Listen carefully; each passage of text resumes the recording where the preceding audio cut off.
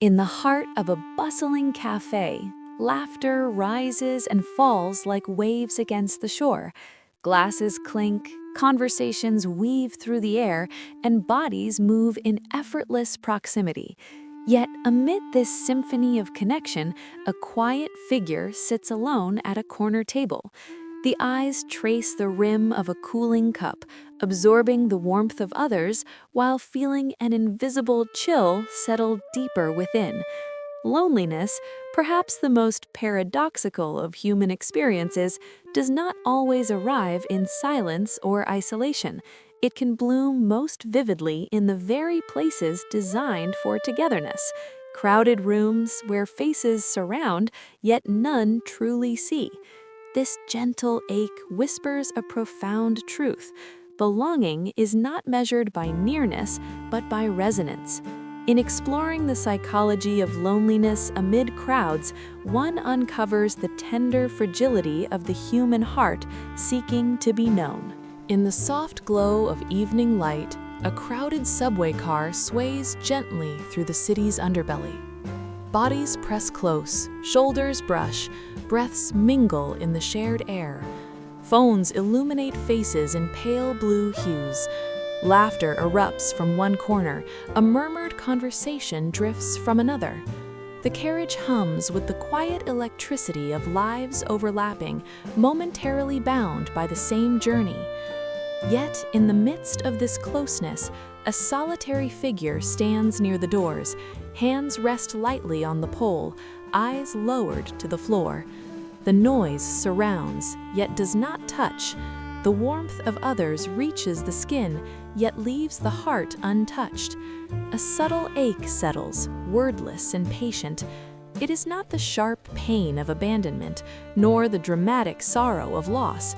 It is quieter, deeper, a gentle hollow that widens even as the space around narrows. This is the quiet recognition of loneliness in crowded rooms, not the loneliness of empty houses or silent nights, but the kind that arrives precisely where connection seems most possible. It is felt in the pause between one stranger's smile and the next, in the moment when a joke lands among friends nearby, yet the listener remains outside its circle, unseen. The body is present, the heart lingers elsewhere. Many have known this moment.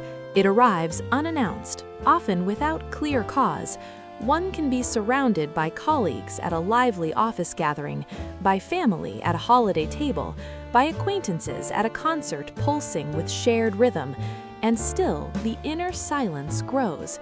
The crowd becomes a mirror reflecting back an unfamiliar isolation. The more voices rise, the more the quiet within deepens. This loneliness is not always tied to the absence of people one loves. It can bloom among those one knows well, among those one has chosen to stand beside. It is not merely being alone, it is feeling alone while not being alone. The distinction matters. Solitude can be restorative, chosen, even cherished. This loneliness is different. It carries a tender sorrow, a faint bewilderment. How can one feel so distant when no physical distance exists? Psychologists have long observed this paradox. Studies reveal that perceived social isolation, loneliness, can be more predictive of emotional distress than objective isolation. One can live with many and still feel unseen. The mind registers the absence not of bodies, but of resonance, emotional attunement, mutual recognition. When conversations flow around, yet rarely through, the heart quietly withdraws, not in anger, not in protest, simply in self-protection. In crowded rooms, the senses are saturated.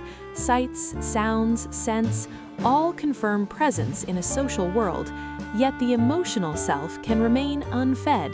The eyes meet others, yet do not linger in true seeing. Words are exchanged, yet meaning does not fully land. Smiles are offered, yet vulnerability is withheld. The transaction remains surface, polite, safe, and in that safety, something essential is missed. This recognition often arrives slowly. It may begin as a faint restlessness, a desire to leave early, a quiet fatigue that no amount of rest seems to ease. Over time, the pattern reveals itself. The more crowded the room, the heavier the inner quiet becomes. The contrast sharpens the feeling. Where belonging should flourish, disconnection gently takes root. There is no blame in this recognition, not toward others, who may be equally absorbed in their own inner worlds, not toward the self, who may carry unseen wounds or unspoken longings. The feeling simply is, a soft signal from within, asking to be noticed, not fixed, not judged, simply acknowledged. In this quiet recognition lies the beginning of understanding. Loneliness in crowded rooms is not a flaw of character, nor a sign of inadequacy. It is a deeply human response to the complexity of connection in modern life. It speaks to the delicate balance between nearness and knowing, between presence and being truly present to one another. The ache is real, yet it is also revelational. In its gentle persistence, it invites a turning inward, not to withdraw further, but to listen, to notice what the heart has been carrying beneath the noise, to begin ever so softly the journey towards seeing and being seen. A small child sits on the worn carpet of a quiet living room. Late afternoon light filters through lace curtains, casting soft patterns on the walls. Toys lie scattered, untouched. The air carries the faint scent of dinner simmering in the kitchen. Voices drift from another room, adult conversation, warm and animated. The child listens, waits. A parent enters briefly, offers a quick smile, a pat on the head, then returns to the gathering. The moment passes. The child remains. The smile lingers on the surface, yet something deeper stirs, a subtle hollow, barely named. This scene repeats in countless variations across time and place. It is the quiet beginning of a pattern, not dramatic neglect, not absence, but a delicate mismatch between what the young heart seeks and what it receives. Emotional attunement arrives in fragments. Presence is offered, yet resonance is partial. The child learns, without words, that closeness does not always mean being fully seen. These early roots of loneliness in crowded rooms often trace back to attachment experiences in infancy and childhood. Attachment theory, developed through decades of observation, reveals how the quality of early bonds shapes the internal template for later relationships. When caregivers respond consistently and sensitively to a child's emotional signals, a secure base forms. The world feels safe, connection feels possible, the self feels worthy of attention. Yet many experience variations of insecurity. Anxious attachment emerges when responses are unpredictable, sometimes warm, sometimes distracted, sometimes absent. The child learns to amplify signals, to cling, to scan for signs of availability. Avoidant patterns form when emotions are consistently minimized or unmet. The child adapts by turning inward, minimizing needs, appearing self-sufficient. In both cases, the seeds of later disconnection take root. These patterns do not require overt trauma.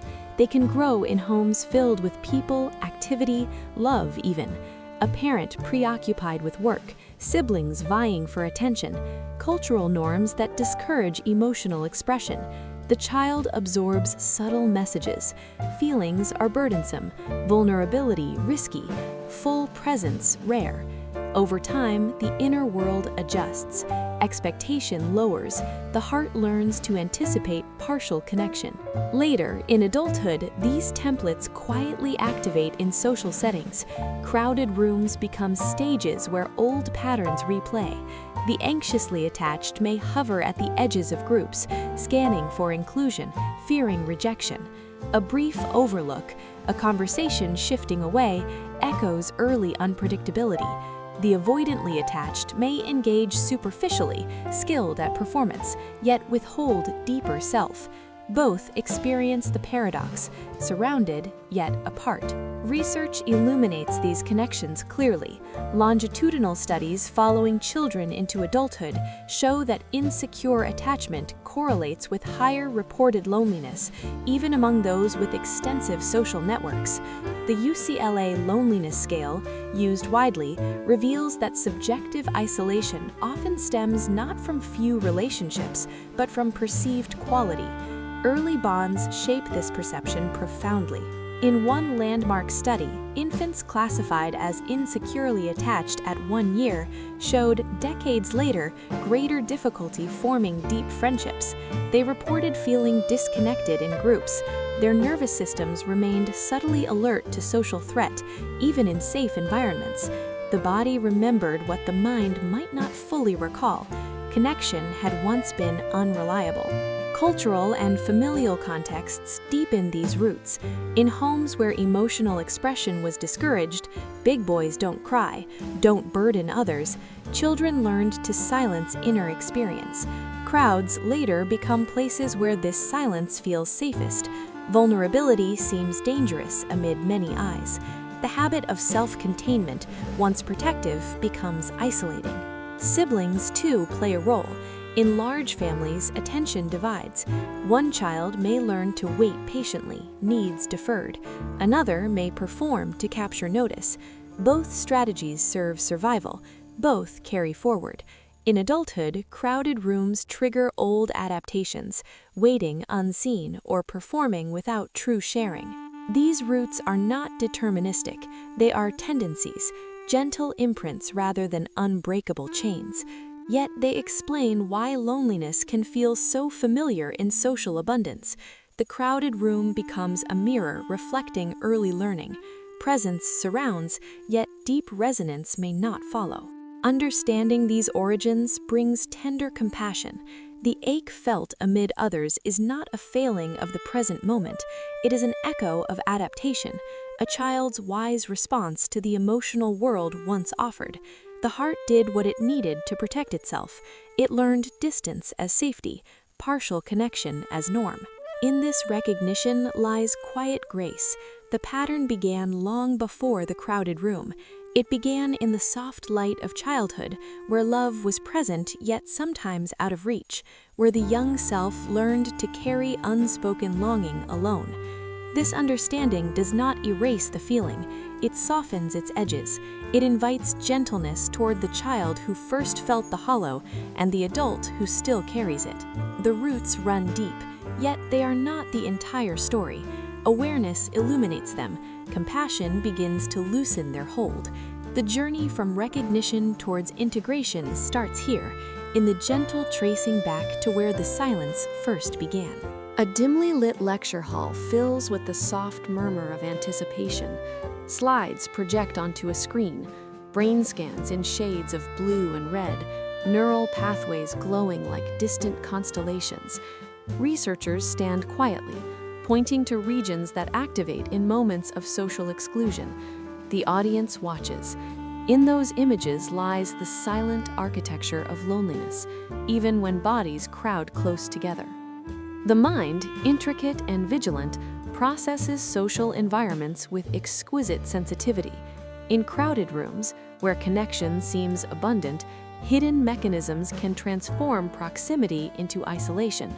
Neuroscience reveals why this happens. The brain treats perceived social rejection similarly to physical pain. The same regions, the anterior cingulate cortex and insula, light up in response to both. Evolution wired humans for belonging. Exclusion registers as threat. This response traces back to ancestral needs. Survival once depended on tribal bonds. Ostracism meant vulnerability to predators, scarcity, death. The nervous system adapted to scan relentlessly for signs of acceptance or rejection. In modern crowds, this ancient vigilance persists. A glance averted, a conversation shifting, a laugh not quite including. These subtle cues trigger the threat system, even when no real danger exists. Hypervigilance emerges as a key mechanism. Individuals prone to loneliness often exhibit heightened sensitivity to social cues. Studies using eye tracking show they fixate longer on signs of disapproval, furrowed brows, turned backs, while missing signals of warmth. The mind amplifies potential rejection, filtering out affirmation. In a room full of neutral or positive interactions, the focus narrows to the one overlooked moment. Social comparison compounds this effect. In crowded settings, opportunities for comparison abound. Others appear more at ease, more connected, more fluent in the unspoken language of belonging. The mind measures self against these images. Upward comparison diminishes worth. Research from social psychology demonstrates this cycle. The more one compares, the deeper the sense of inadequacy grows. Crowds provide endless material for such quiet judgments. Cognitive biases deepen the divide. Confirmation bias leads the lonely mind to seek evidence supporting isolation. A polite nod becomes indifference. Silence between words becomes exclusion. Over time, these interpretations solidify into expectation. The crowded room, once neutral, becomes predictably distancing. Neurochemically, loneliness alters balance. Chronic feelings correlate with elevated cortisol, the stress hormone. Oxytocin, associated with bonding, may decrease. Dopamine pathways, rewarding social connection, dampen. The brain enters a state akin to hunger, not for food, but for meaningful contact. Yet in crowds, this hunger sharpens rather than satisfies, as superficial interactions fail to nourish. Functional MRI studies illustrate this vividly. When participants experience simulated exclusion, such as being left out in a virtual ball-tossing game, brain activity mirrors real pain. For those with higher baseline loneliness, activation intensifies. Even imagined disconnection hurts. In actual crowded rooms, the effect compounds. The mind anticipates exclusion, preparing defenses that further isolate. Evolutionary psychology offers further insight. The social monitoring system heightens awareness of status and inclusion. In ancestral groups, tracking hierarchy ensured safety. Today, in anonymous crowds, this system misfires. Strangers become stand-ins for tribe. Perceived lower status triggers withdrawal. The body prepares for flight, even as it stands still. Mirror neurons, facilitating empathy, play a dual role. They allow understanding of others' emotions, yet in loneliness, they may highlight disconnection. Watching others connect effortlessly underscores personal distance. The brain mirrors joy, yet feels its absence acutely. This empathy without reciprocity deepens the ache. Polyvagal theory adds another layer. The vagus nerve regulates social engagement. In safe connection, it promotes calm presence. In perceived threat, it shifts to mobilization or shutdown. Crowded rooms can overwhelm this system. Too many stimuli, too little true safety. The body remains in subtle alert, preventing full relaxation into belonging. Research on loneliness epidemics supports these mechanisms. Despite unprecedented connectivity, social media, urban density, reported loneliness rises. Studies from the past decades show rates increasing, particularly in dense populations. The mind's mechanisms, designed for small groups, struggle with scale. Quantity of interaction does not equal quality. Individual differences modulate intensity. Temperament influences sensitivity. Introversion, often misunderstood, does not cause loneliness but can amplify awareness of mismatch. Highly sensitive persons process social stimuli deeply, noticing nuances others miss. This depth enriches connection when mutual, isolates when not. These mechanisms operate beneath awareness. The person in the crowded room may not name hypervigilance or cortisol. They simply feel the weight, the quiet withdrawal, the fatigue after social exposure. The mind protects through distance, yet the protection costs. Understanding these hidden processes brings gentle clarity. The loneliness felt amid others is not mere emotion. It is biology responding to perceived threat. The brain, faithful guardian, signals danger where none may exist. This knowledge softens self-judgment. The response is human, ancient, adaptive in origin. In this scientific illumination lies compassion. The mind does not fail. It functions as designed, in a world far removed from its evolutionary context. Crowded rooms challenge its wiring. Yet awareness of these mechanisms marks a shift. What once operated in shadow begins to surface, not to be fought, but to be understood, held tenderly, allowed. The hidden becomes seen, the automatic gently questioned. In this space, possibility emerges, not sudden change, but quiet room for something new. A softly lit party unfolds in a spacious apartment. Music drifts low and warm, strings weaving through laughter. Glasses reflect candlelight. Friends and strangers mingle, bodies flowing easily from one cluster to another. In the kitchen, someone leans against the counter, phone in hand, scrolling quietly. A smile is offered when eyes meet.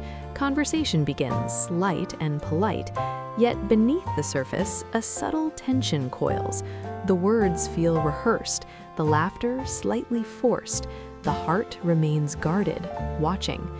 This is the inner resistance, the quiet refusal to fully enter the crowded room, not out of disdain, not from lack of desire, but from a deep protective instinct.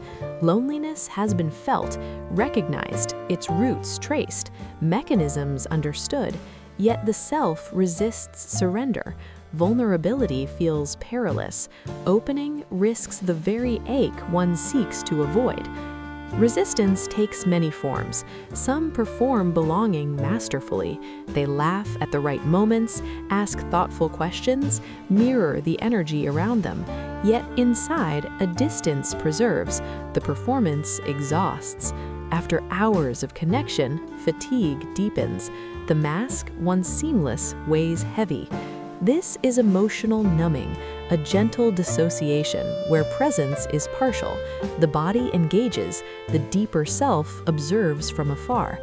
Others withdraw more visibly. They linger at edges, check the time, invent reasons to step outside for air. The crowd overwhelms, not from noise alone, but from the demand it silently makes. Show yourself, be seen, risk rejection. Withdrawal feels safer. A quiet corner offers respite, yet it reinforces the isolation. The resistance protects, yet perpetuates. Denial softens the edges further. The mind whispers, "This feeling is temporary." Others do not notice. One is simply tired, introverted, not truly lonely. This denial shields from shame. Loneliness carries a stigma, perceived as weakness, unlovable. Society celebrates connection. Crowded rooms symbolize success. To feel apart within them invites judgment, even self-inflicted. Better to minimize, to insist all is well. These defenses form layers, built over time, reinforced by experience. A past rejection lingers, a vulnerability once shared, then dismissed. The hearth remembers. It builds quiet walls, not dramatic barriers, but subtle ones. Polite distance, surface charm, selective silence. Each protects the tender core. Psychological literature names this ambivalence. Approach avoidance conflict arises when connection is both desired and feared. The lonely heart longs for resonance, yet anticipates pain. Studies on adult attachment reveal this dance.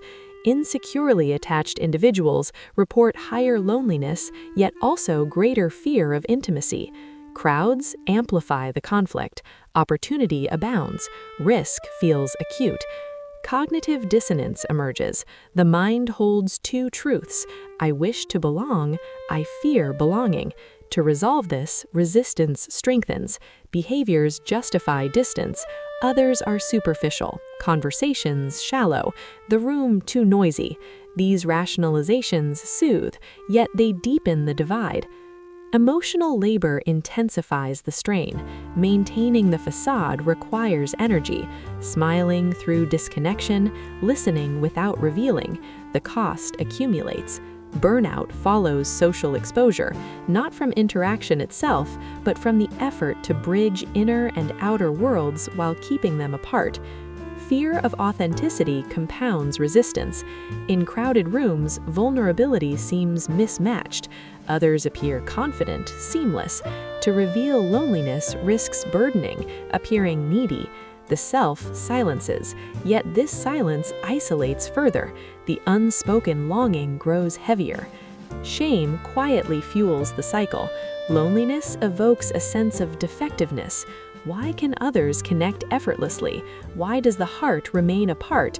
This shame prompts hiding. The resistance becomes self-reinforcing. The more one withdraws, the more the feeling confirms inadequacy. Yet resistance also reveals wisdom. It signals boundaries, past wounds honored. The heart, once hurt by partial connection, now guards fiercely. This protection served once, in childhood perhaps, in earlier relationships. It allowed survival, emotional safety. Cultural narratives deepen the resistance. Independence is prized, vulnerability often pathologized. In many societies, self-sufficiency marks strength. To admit loneliness in abundance challenges this ideal. The self resists not only connection, but acknowledgement of need.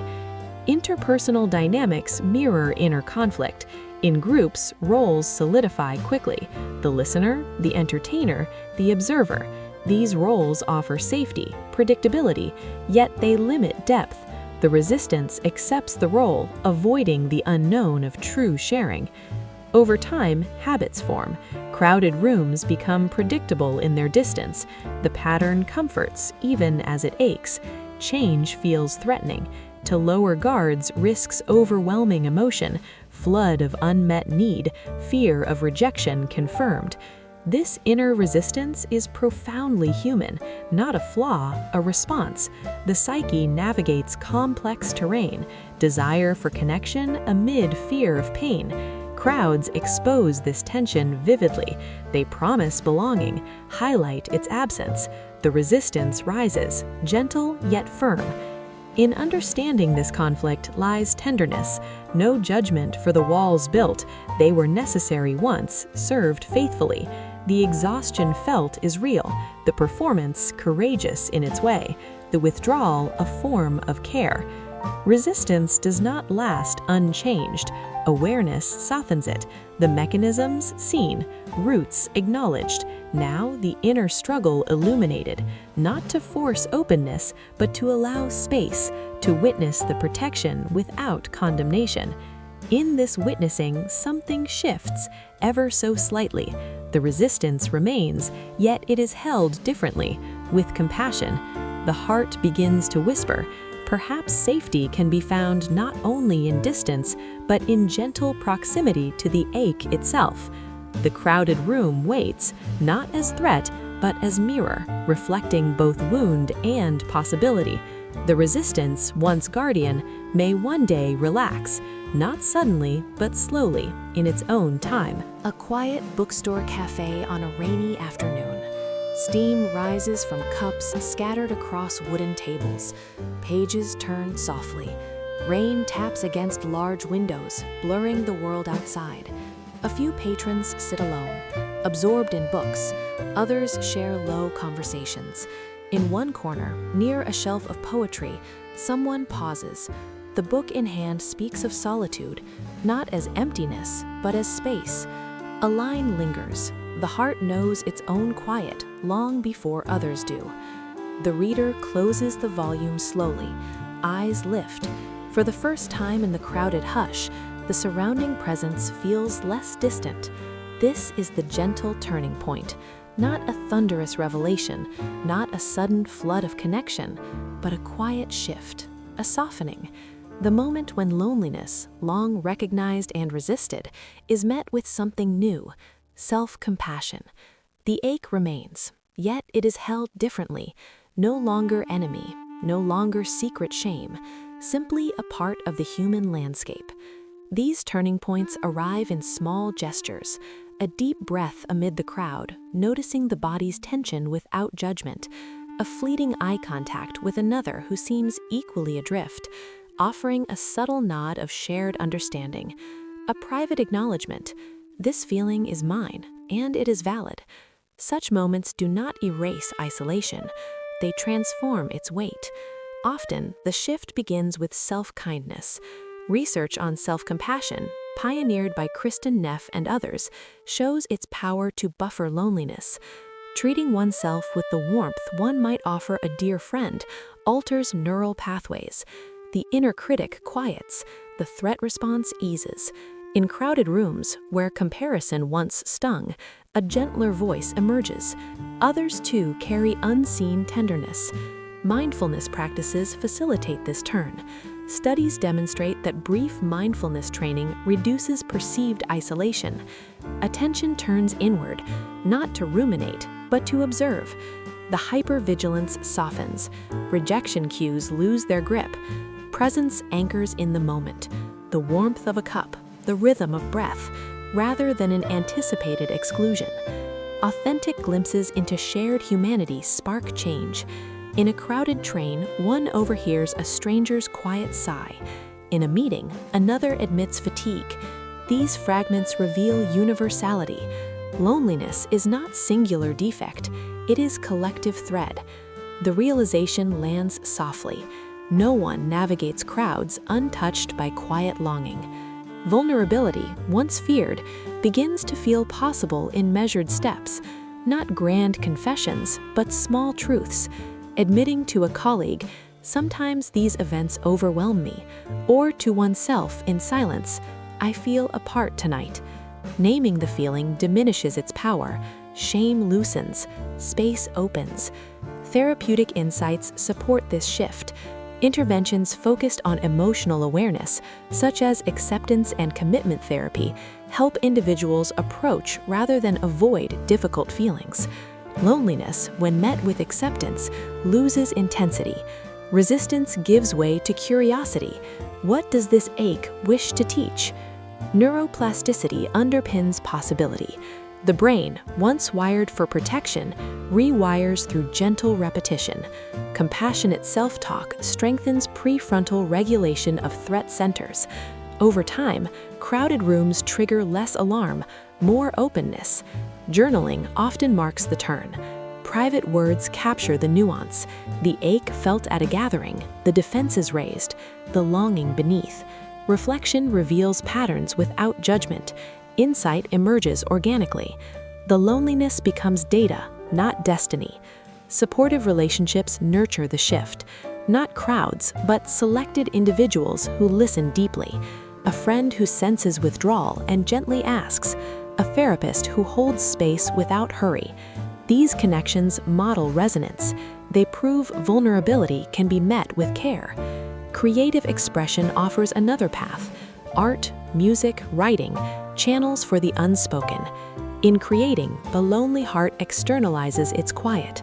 The act affirms worth. Crowds later feel less threatening when inner experience has been honored. Spiritual or philosophical contemplation deepens the turn. Traditions across cultures speak of impermanence, interconnectedness. Loneliness, viewed through this lens, becomes transient weather rather than permanent climate. The self expands beyond isolation. Research on loneliness interventions confirms efficacy of small steps. Programs teaching social skills reduce isolation, but those emphasizing self-compassion and emotional acceptance show lasting effects. The turning point lies not in forcing connection, but in softening toward disconnection. Courage resides here. Acknowledging loneliness amid abundance challenges cultural narratives of constant joy. It requires bravery to feel what is uncomfortable, to sit with the ache rather than distract. This quiet courage transforms. The turning point is rarely linear. Resistance returns, old patterns activate, yet each return meets greater gentleness. Progress measured not in absence of loneliness, but in changed relationship to it. In crowded rooms, the shift manifests subtly. A deeper breath, a genuine smile offered without expectation, lingering a moment longer. These acts honor the journey from resistance to allowance. The heart, long guarded, begins to trust its own tenderness, not fully open, not yet, but cracked enough for light to enter, for possibility to stir. This gentle turning point carries profound grace. It honors the depth of prior protection. It celebrates the emergence of compassion. Loneliness remains teacher, the self, willing student. In this space, healing begins, not as destination, but as ongoing unfolding. The crowded room transforms from mirror of lack to canvas of quiet becoming.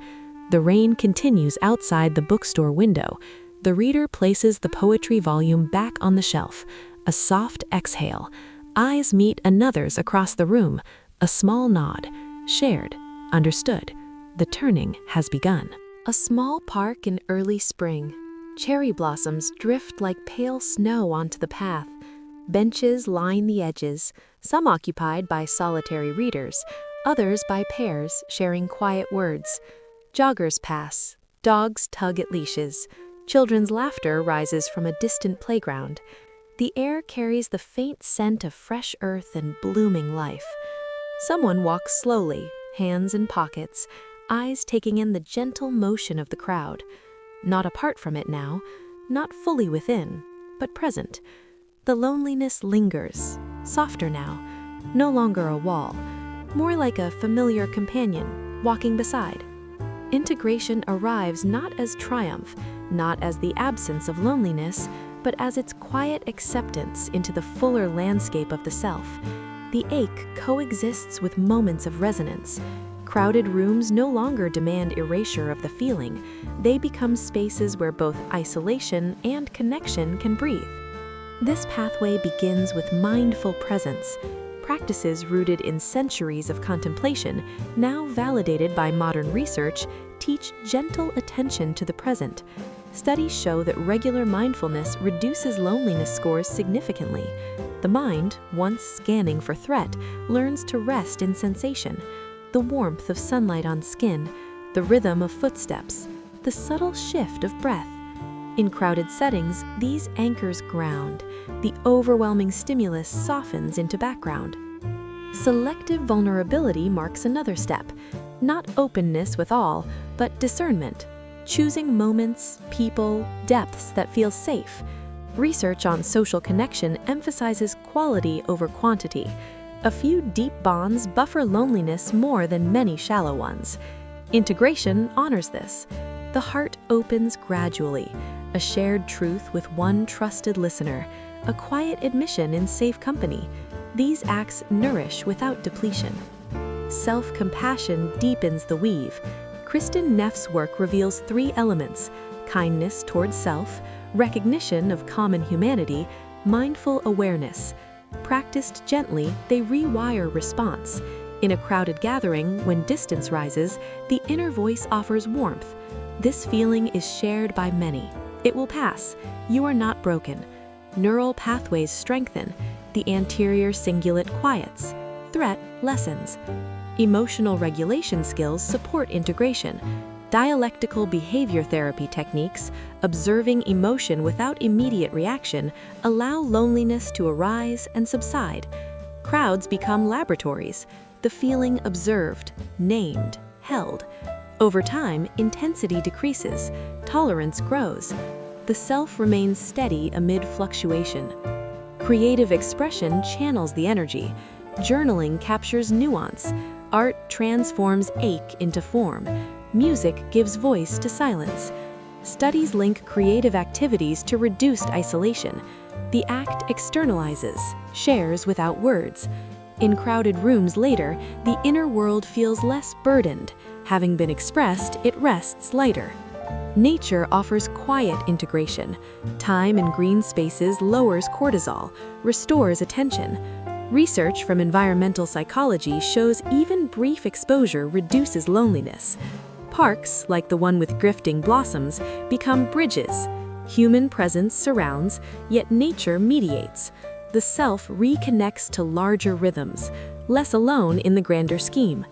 Physical movement aids. Walking, yoga, dance. Embodied practices link body and emotion.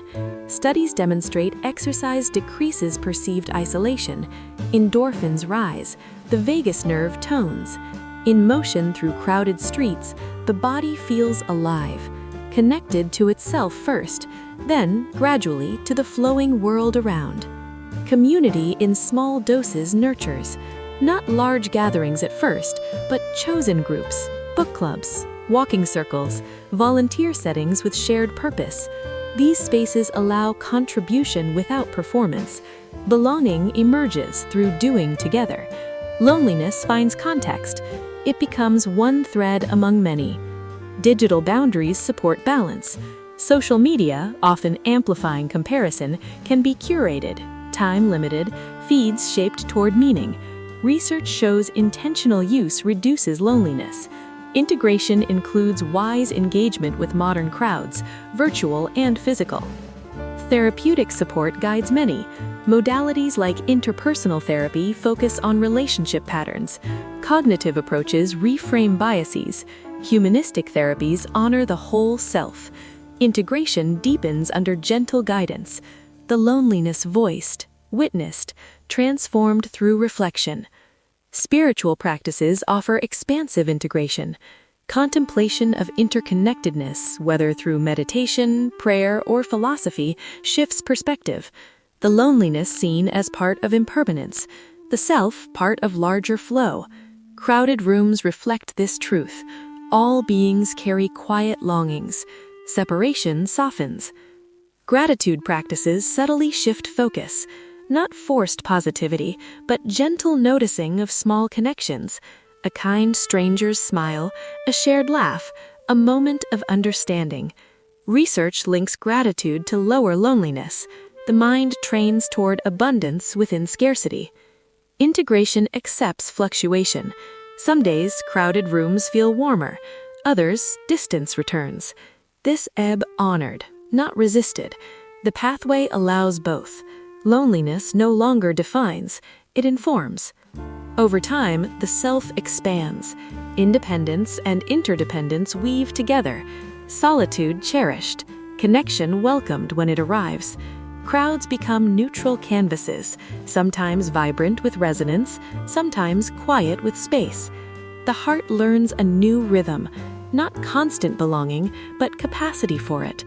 The ache remains teacher, guiding toward depth, discernment, authenticity. In this integration lies quiet freedom. Loneliness integrated becomes wisdom. Empathy deepens.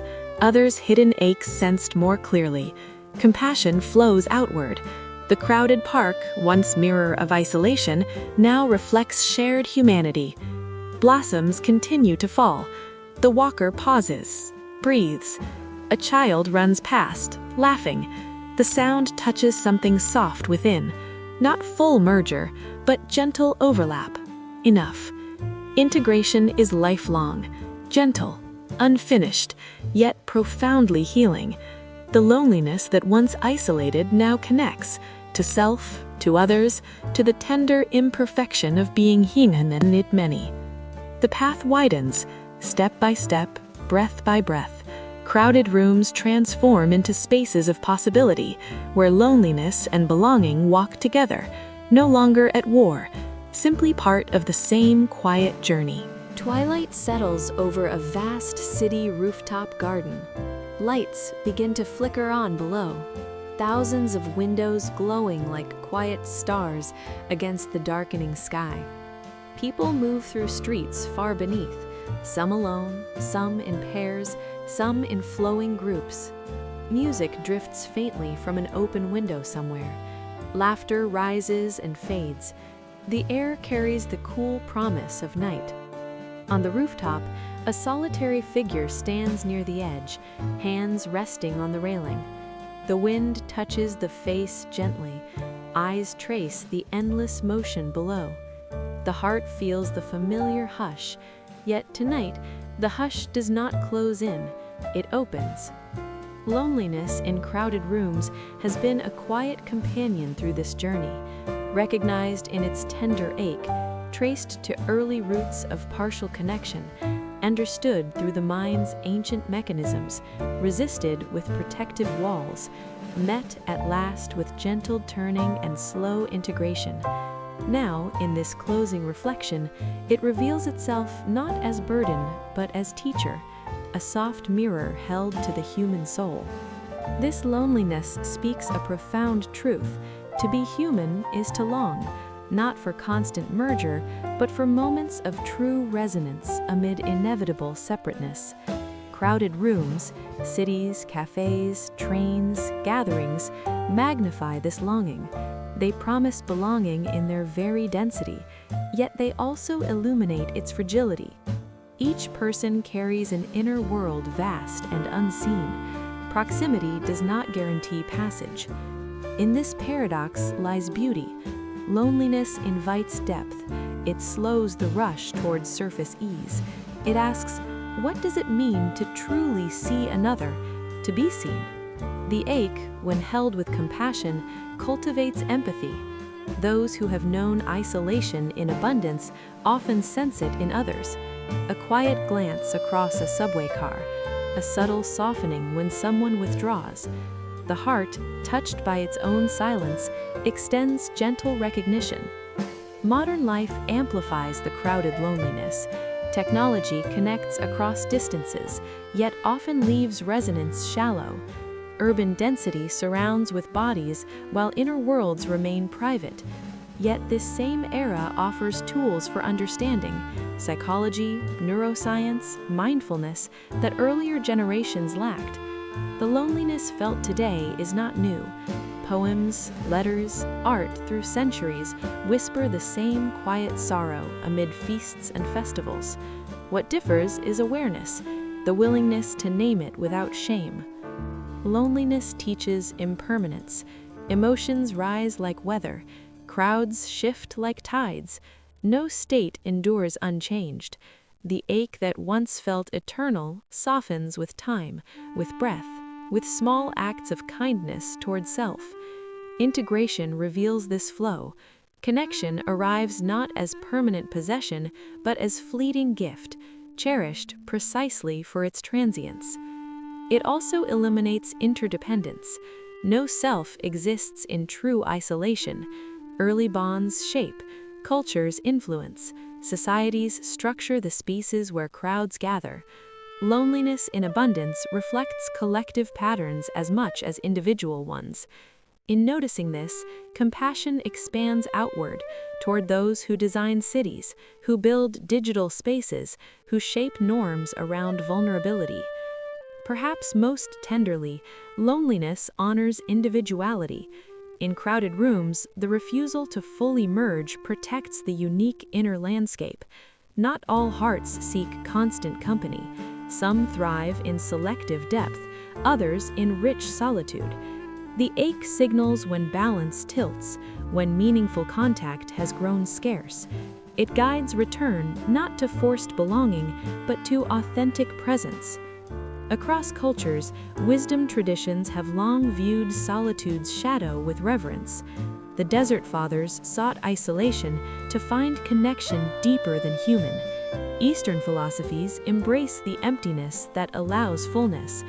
Indigenous stories often center the lone walker who returns enriched to community. Loneliness, in these views, is initiation, passage, not pathology.